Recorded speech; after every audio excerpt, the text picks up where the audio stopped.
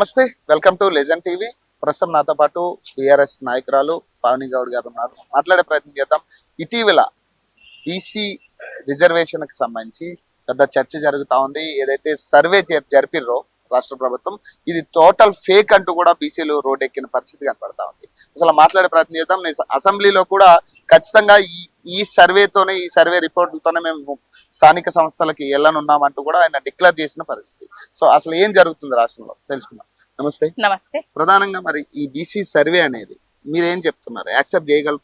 BC survey కాదు, కాంగ్రెస్ ప్రభుత్వం అధికారంలోకి వచ్చిన తర్వాత 3 సర్వేలను చేసింది.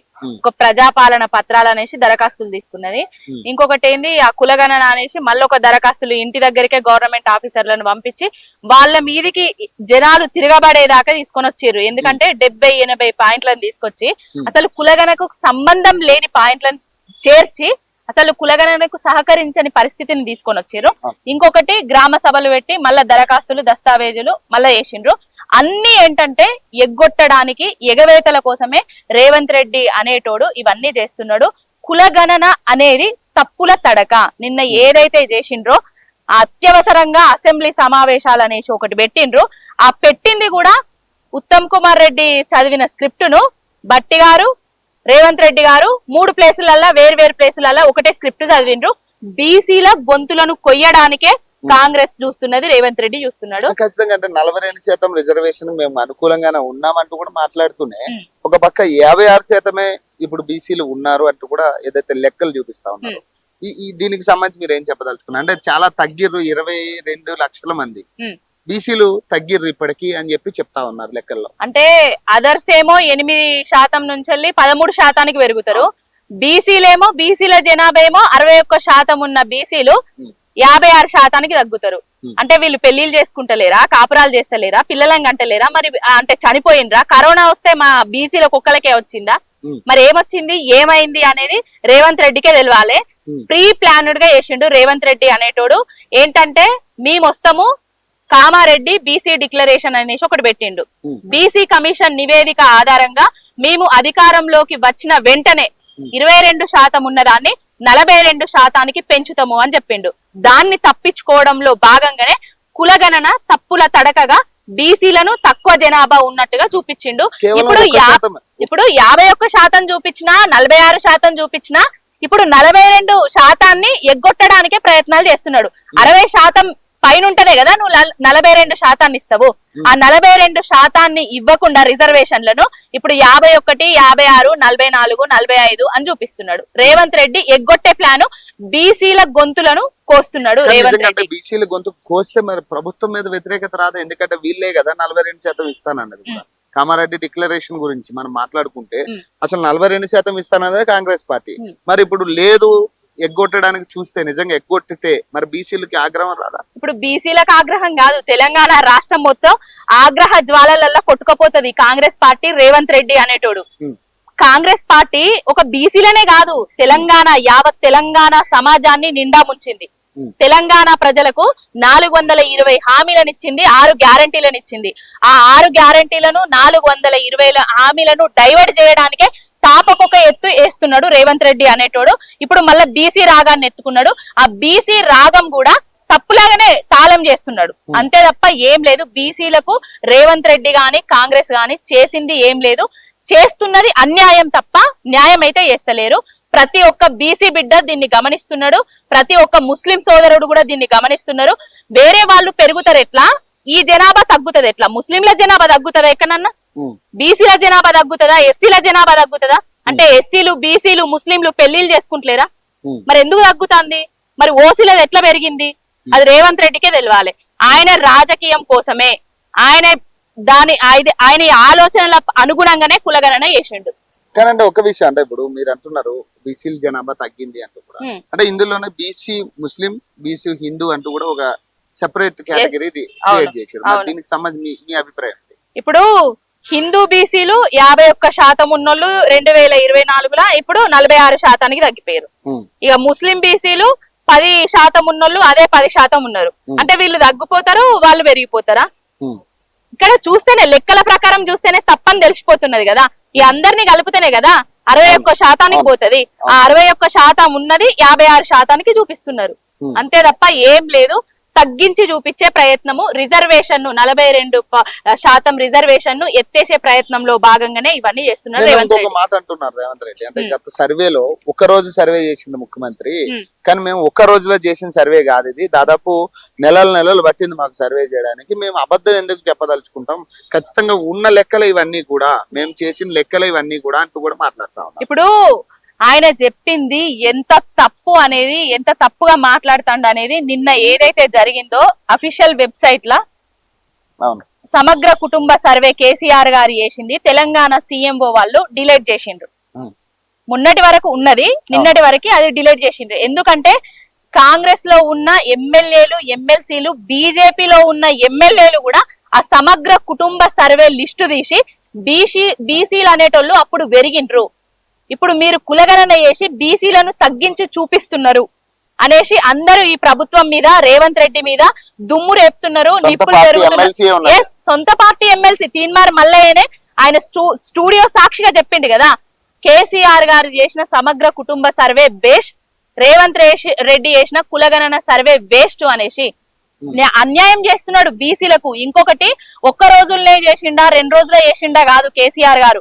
ఆ ఒక్క రోజులనే అమెరికాలో ఉన్న, దుబాయ్ లో ఉన్న, ప్రపంచంలో ఎక్కడా ఉన్న తెలంగాణ వాళ్ళు తెలంగాణకు వచ్చి వాళ్ళ ఐడెంటిటీని అలా పొందుపరిచిండ్రు, చెప్పుకున్నారు, సర్వేలల్లో పాల్గొన్నారు. కానీ కులగణన అనేది నువ్వు ఇంటికి వచ్చినా 1,00,000 పైచిలకు గవర్నమెంట్ ఉద్యోగులను వేసినా కూడా ఎవరు కూడా విముఖత చూపించారు. సుముఖత ఎవరికి లేకుండే. గొర్రెలున్నాయా, బర్రెలున్నాయా, బాత్రూమ్లు ఉన్నారా, ఇవ్వా నువ్వు కులగణన చేసే తీరు? ఏం చేసినావు, ఏం చేస్తున్నావు? అసలు 90% కులగణన కాలేదంటారా? 90% కులగణన కాలేదు. ఈ 90 అసలు అయిన కులగణన కూడా అది ఉత్తుత్తి లెక్కలు తప్ప అల్ల నిజాలు లేవు. మళ్ళా కులగణన చెయ్యాలి, సర్వే చెయ్యాలి, బీసీల లెక్కలు తేల్చాలి, ఓసీల లెక్కలు తేల్చాలి, ఎస్సీల లెక్కలు తేల్చాలి, ముస్లింల లెక్కలు తేల్చాలి. అన్ని తేల్చిన తర్వాతనే నువ్వు ముందుకు పోవాలి. కానంటే మీరేమంటా ఉన్నారంటే ఈ బీసీ లెక్కలు అనేది తప్పని చాలా మంది బీసీలు మాట్లాడుతూ ఉన్నారు. ఇది యాక్సెప్ట్ చెయ్యము ఈ సర్వే అంటూ కూడా మాట్లాడారు. ఖచ్చితంగా దీన్ని ఖచ్చితంగా వెరిఫికేషన్ చేయాలంటూ కూడా కొంతమంది మాట్లాడుతున్నారు. కానీ నిన్న ముఖ్యమంత్రి గారు మీరు ఒప్పుకోవాల్సిందే, దీంతో పాటు మేము ఖచ్చితంగా స్థానిక ఎన్నికలకు వెళ్తున్నాం, ఇదే సర్వే ఫిక్స్ అంటూ కూడా ఆయన చెప్పడం జరిగింది. తీర్మానం చేయాలి కదా నువ్వు. తీర్మానం ఎందుకు చేస్తలేవు? నువ్వు చేసిన లెక్కలే కరెక్ట్ అయితే తీర్మానం ఎందుకు చేస్తలేవు? దాని మీద సమావేశాలు ఎందుకు కొనసాగిస్తలేవు? ప్రతిపక్ష నాయకులు అడిగిన క్వశ్చన్లకు నువ్వు ఆన్సర్ ఎందుకు చెప్తలేవు? వాళ్ళు అడిగే క్వశ్చన్లకు నువ్వు సమయం ఎందుకు ఇస్తలేవు? ఇది తప్పని నీకు తెలుసు కాబట్టే ఇవన్నీ, అంటే దీని నుంచి డైవర్ట్ చేయడానికి మాత్రమే ఆయన ఇట్లాంటి ప్లాన్లు చేస్తున్నాడు. ఫైనల్ ఎస్సీ వర్గీకరణ కూడా ఆయన ఆమోదించడం జరిగింది. ఎస్సీ వర్గీకరణ ఆయన ఆమోదించడం ఏంటండి? ప్రతి రాష్ట్రం ఆమోదిస్తున్నది, ఎస్సీల ఓట్ల కోసం ఆమోదిస్తున్నారు. కేసీఆర్ గారు కూడా ఎప్పుడో ఆమోదించిండ్రు ఎస్సీల తీర్మానానికి మేము వ్యతిరేకులం కాదు. నిన్న కేటీఆర్ గారు కూడా ఆమోదించడం జరిగింది. ఎవ్వరు వ్యతిరేకులు గారు ఎస్సీ సోదరులకు. కానీ బీసీల సంగతి ఏంది? బీసీల సంగతి కూడా తేల్చాలి కదా రేవంత్ రెడ్డి. నువ్వే కదా చెప్పింది బీసీ డిక్లరేషన్ అనేసి 42% ఇస్తా అని చెప్పినావు కదా. ఇప్పుడు స్థానిక సంస్థల ఎలక్షన్లు వస్తున్నాయి కదా, నువ్వు 42% ఇవ్వకపోతే మా బీసీలకు మళ్ళీ అన్యాయం జరుగుతుంది కదా. మా బడుగు జీవులే కదా మళ్ళీ వెనకకు పోయేది రాజకీయంగా. అంటే ఈ 50% 56% ఏదైతే తగ్గింపు ఉందో ఇది కేవలం అంటే 42% ఎగ్గొట్టడానికి అని మీరు చెప్తా ఉన్నారు కదా. మరి దాని వల్ల రేవంత్ రెడ్డికి వచ్చే ఒరిగేది ఏముంటుంది మరి? అంటే ఆయన రాజకీయం, ఆయన దాన్ని పెంచుకోవడానికి చేస్తున్నాడు. ఇంకొకటి బీసీలే, అంటే దీంట్లో బీసీ నాయకులు కూడా నాశనం కాపోతున్నారు కాంగ్రెస్ లో ఉన్నోళ్ళు. ఇప్పుడు నేను వస్తుంటే బీసీల కులగణన ఒకటే రోజు చేసిండు, బాగా చేసిండు అనేసి కొంతమంది మా నాయకులు బీసీ పొన్నం ప్రభాకర్ గారు, మహేష్ గౌడ్ గారు వాళ్ళు ఫ్లెక్సీలు పెట్టడం జరిగింది. నవ్విపోదురు గాక నాకేటి సిగ్గు అన్నట్టుగా ఉన్నది. అసలు సర్వేనే కరెక్ట్ కాదురా అయ్యా, బీసీ సంఘాలు అన్నచ్చి రోడ్ల మీద పడి ఆ సర్వే కరెక్ట్ కాదు, మాకు అన్యాయం జరుగుతుంది అని మేము మొత్తుకుంటే వీళ్ళు ఆ రేవంత్ రెడ్డికి వత్తాసు వలకడం ఏందో, ఫ్లెక్సీలు పెట్టడం ఏందో, నా భూతో నా భవిష్యత్ అన్నట్టుగా ఉన్నది. వీళ్ళు రాజకీయంగా నాశనం కాబోతున్నారు. రేవంత్ రెడ్డి అనేటోడు బీసీలకు, బీసీ మంత్రులకు కూడా అన్యాయం చేస్తున్నాడు. ఇప్పుడు ఆ పొన్నం ప్రభాకర్ ఎవరైతే ఫ్లెక్సీలు పెట్టిండో ఆయన రేపు బీసీ వాళ్ళు సంఘాలు వచ్చి అడుగుతాయి రేపు, ఏందయ్యా పొన్నం ప్రభాకర్ గారు బీసీలకు అన్యాయం జరుగుతా అంటే ఆహా ఓహో అని నువ్వు ఫ్లెక్సీలు ఎట్లా పెడతావని అడుగుతారు. మరి దానికి సమాధానం ఉంటదా? మనకే కదా, మీరు బీసీలనే కదా మిమ్మల్ని గెలిపించింది. 47,000 మంది ఉన్న గౌడ సోదరుల దగ్గరికి హుస్నాబాద్ పోయి కదా నువ్వు గెలిచింది. కరీంనగర్ లో నువ్వు గెలవనే కదా, నిన్ను గెలిపియరనే కదా కరీంనగర్ ప్రజలు. బీసీల ఓట్లు వేస్తేనే పొన్నం ప్రభాకర్ అనేటోడు గెలిచిండు. అది గౌడ సామాజిక వర్గం ఓట్లతోటే గెలిచిండు. ఇప్పుడు ఆ గౌడ సామాజిక వర్గానికి మా బీసీలందరికీ అన్యాయం జరుగుతుంటే ఈయన మాట్లాడకుండా ఆ తప్పులకు తాళాలేసుడు ఏదైతే ఉన్నదో, మరి రాబోయే ఎన్నికలలో బుద్ధి చెప్తారు. స్థానిక ఎన్నికలలో మాకు తీవ్ర అన్యాయం జరగబోతుంది రేవంత్ రెడ్డి. బీసీలకి తీవ్ర అన్యాయం జరగబోతుంది. ఈ స్థానిక ఎన్నికలు 42 ఏదైతే రిజర్వేషన్ మాకు ఇస్తామని చెప్పినావో అవి ఇచ్చిన తర్వాతనే నువ్వు స్థానిక సంస్థల ఎలక్షన్లకు పోవాలి, లేకపోతే మేము ఊరుకునే ప్రసక్తి లేదు. రైట్. అంటే దీని మీద ఖచ్చితంగా మీరు మళ్ళీ మాట్లాడే పరిస్థితి ఉందా, ఉద్యమం చేసే పరిస్థితి ఉందా? తప్పకుండా, ఎందుకు చేయము? బీసీలు అందరం ఏకమైతాము, ఉద్యమం చేస్తాము, కాంగ్రెస్ కు ముచ్చమటలు పట్టిస్తాము. ఏదైతే నువ్వైతే చెప్పినవో బీసీలకు డిక్లరేషన్ అది అయితే ఏవైతే ఇచ్చినవో 100 రోజులే చెప్పినవో ఆల్రెడీ 14 నెలలు అయిపోయింది, 420 రోజులు కూడా అయిపోయింది. ఇప్పుడైకైనా నువ్వు బీసీల మీద చిత్తశుద్ధి ప్రేమ ఉంటే నీ కాంగ్రెస్ నీ రేవంత్ రెడ్డికి మా బీసీ డిక్లరేషన్ చెయ్యి, 42% రిజర్వేషన్ ని పెంచి. ఇదే ఫైనల్ అంటే ఏంటి పరిస్థితి? ఒకవేళ నిజంగా ఇప్పుడు ఏదైతే నేను అసెంబ్లీలో ఆయన చెప్పడం జరిగిందో ఇదే సర్వే ఫైనల్, ఖచ్చితంగా రేపు స్థానిక అదే ఫైనల్ అని, ఇదే మీరు ఇదే కొనసాగిస్తాము, ఇదే ఫైనల్ అని ఆయన చెప్తున్నాడు కదా. రేపు రాబోయే ఎన్నికలల్లా తగిన బుద్ధి చెప్తారు. ఎవరైనా కూడా ఏది చేసినా కూడా రేవంత్ రెడ్డి అనేటోడు ప్రజలకు కావాల్సిన ఏవి చేస్తలేడు. ఆయన నియంత పోకడలు పోతున్నాడు, హిట్లర్ లాగా ప్రభుత్వాన్ని పాలిస్తున్నాడు. ఆ పాలన కూడా చక్కగా చేస్తలేడు. ఇది నడి మధ్యలో సముద్రంలో అదే మునుగబోయే పడవ లెక్కనే ఉన్నది తప్ప ఇది అటు పోతుందా ఇటు పోతుందా ఎక్కడికి వస్తుందా అనేది తెలియదు ఇంకా. సో మరిన్ని అప్డేట్స్ కోసం చూస్తూనే ఉండండి లెజెండ్.